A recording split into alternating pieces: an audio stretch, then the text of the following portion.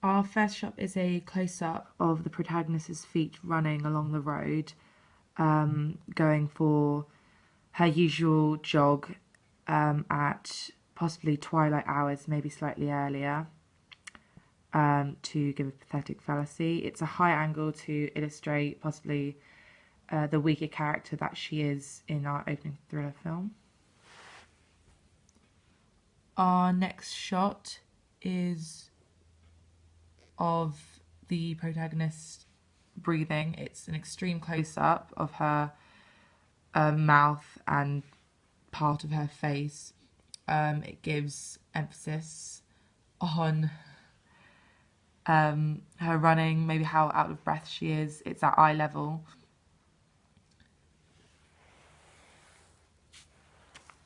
Our third shot is a close-up of the protagonist's hands at eye level as well.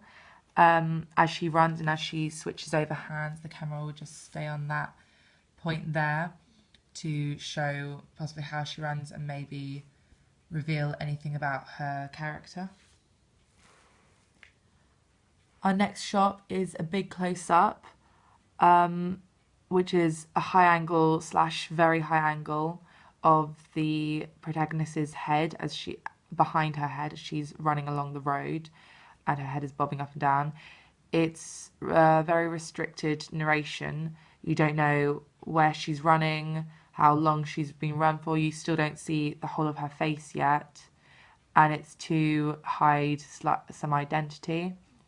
But this shot reveals a bit more of her location, possibly because you can see maybe slightly where she's running in which direction.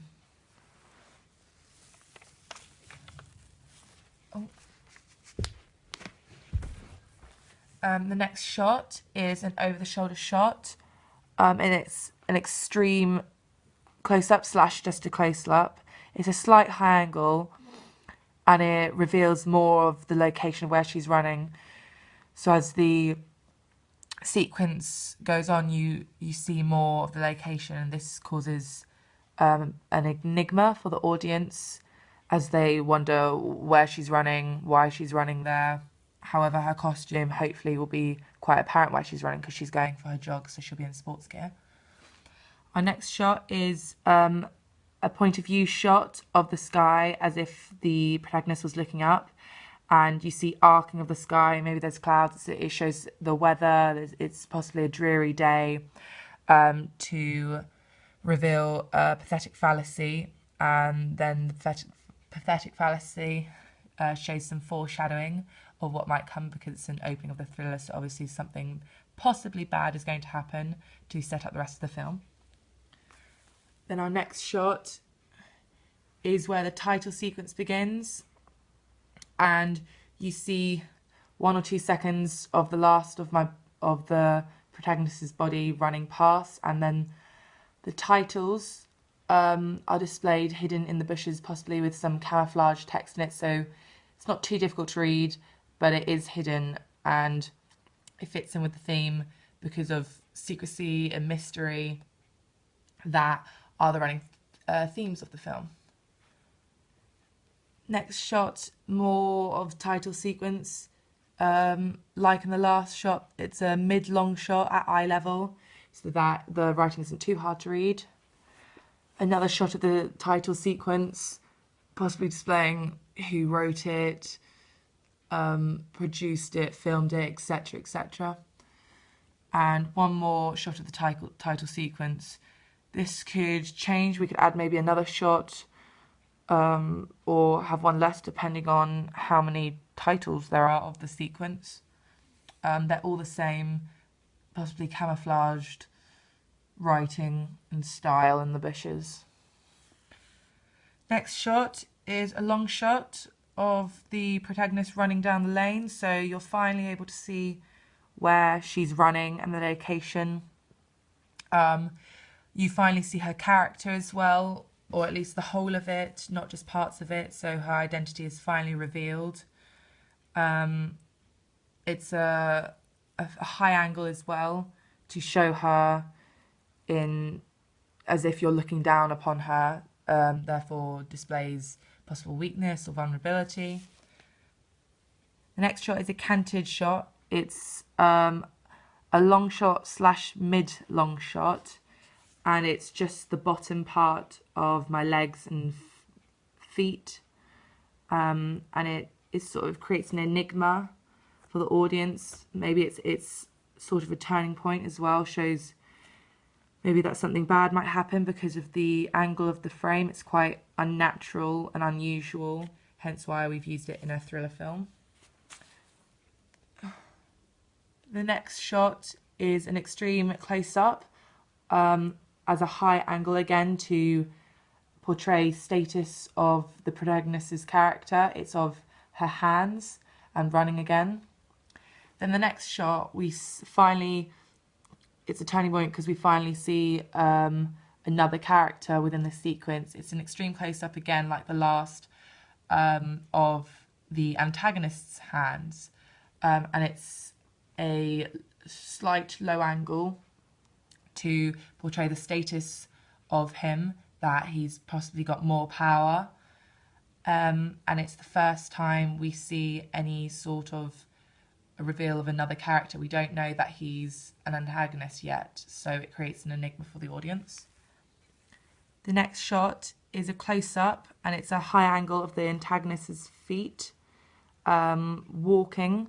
We don't know where he's walking to, so again, a further enigma is created, leaving the audience asking questions of why he's here, what is he doing.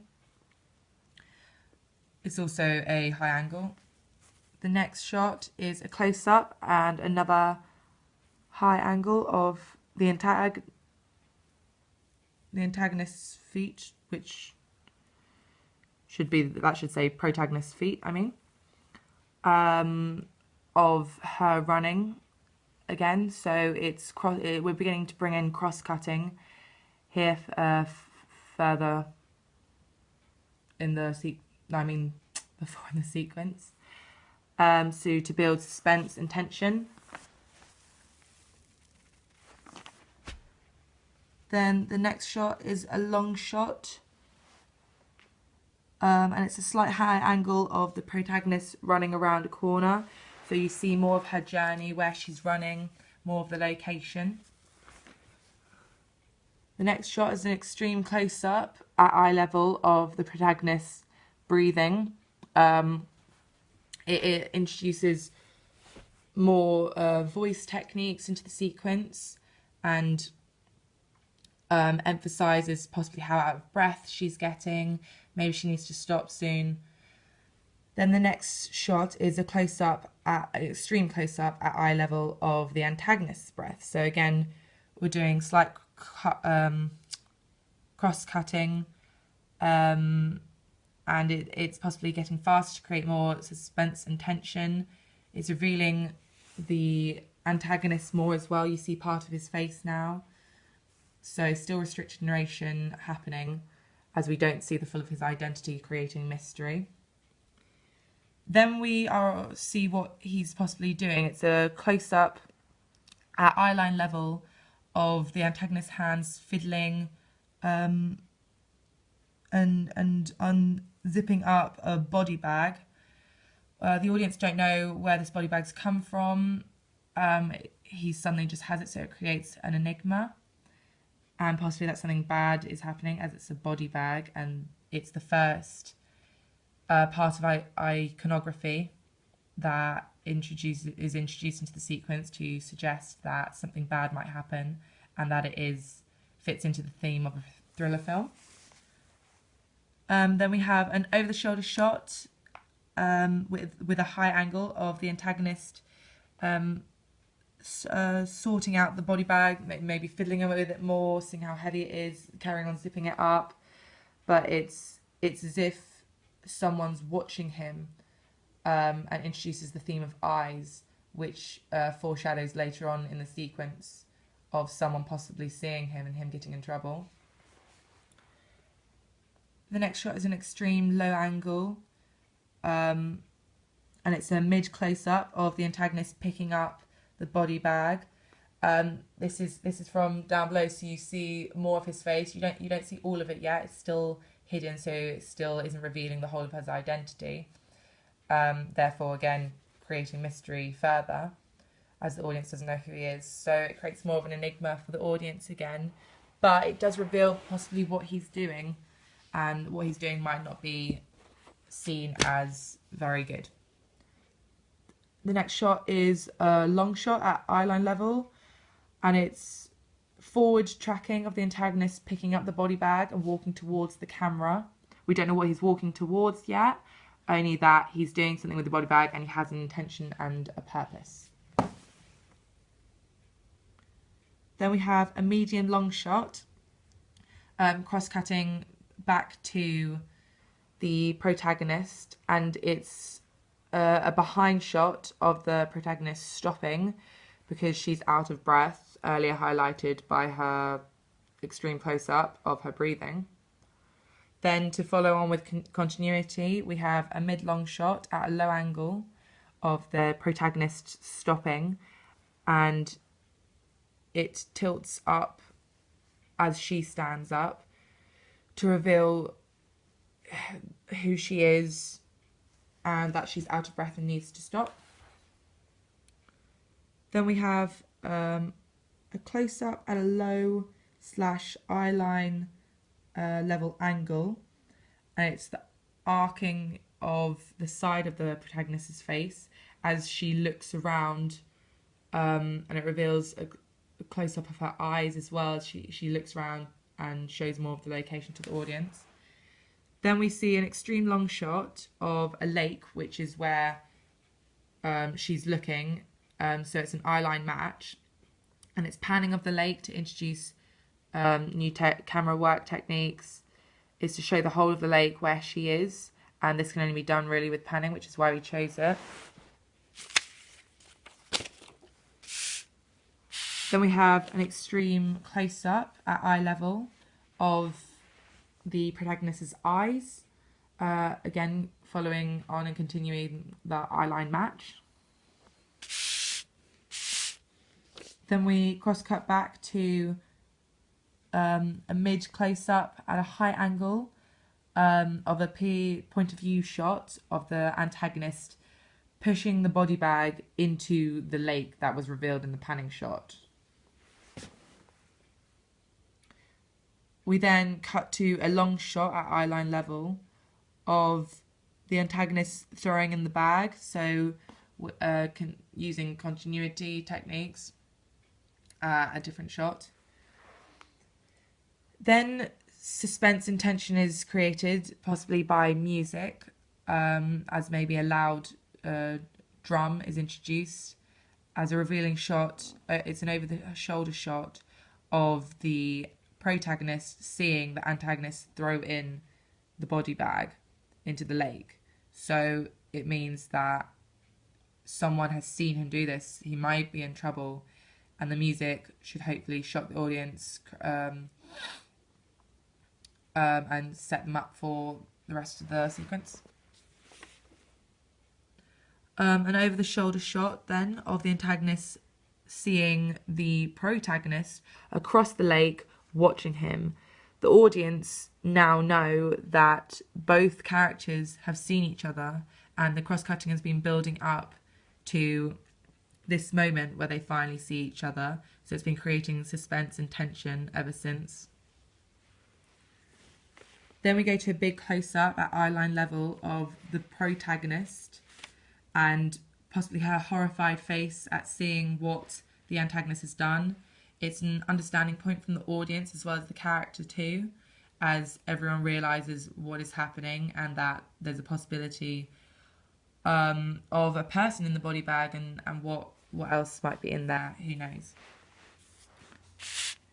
We then go to a big close-up at a slight low angle of the antagonist and his expression of possibly shock, maybe anger, maybe a snide smile.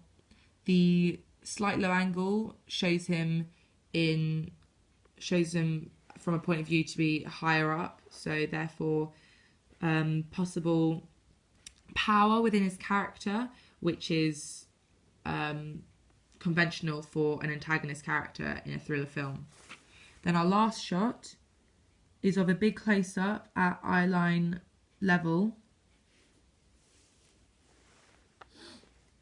Oh no, sorry. The big close-up of his angry face was the last shot. However, the big close-up at eyeline level introduces some diegetic sound of dialogue with the antagonist saying, "What is he doing?" This shot should be when it should be after, over here, after the over-shoulder shot of the antagonist of the protagonist seeing the antagonist throw the body into the lake. Then it's revealed the face. And there we are. There is our animatic with a voiceover. Some clues about the music. The music should be the non-diegetic music. It should be possibly with some high notes along the lines. It shouldn't be contrapuntal. It's going to be going with the action happening on screen. It should be creating tension and suspense, possibly an orchestral sound with maybe some loud drums, a loud drum at a realizing or a turning point within the story sequence. There we go.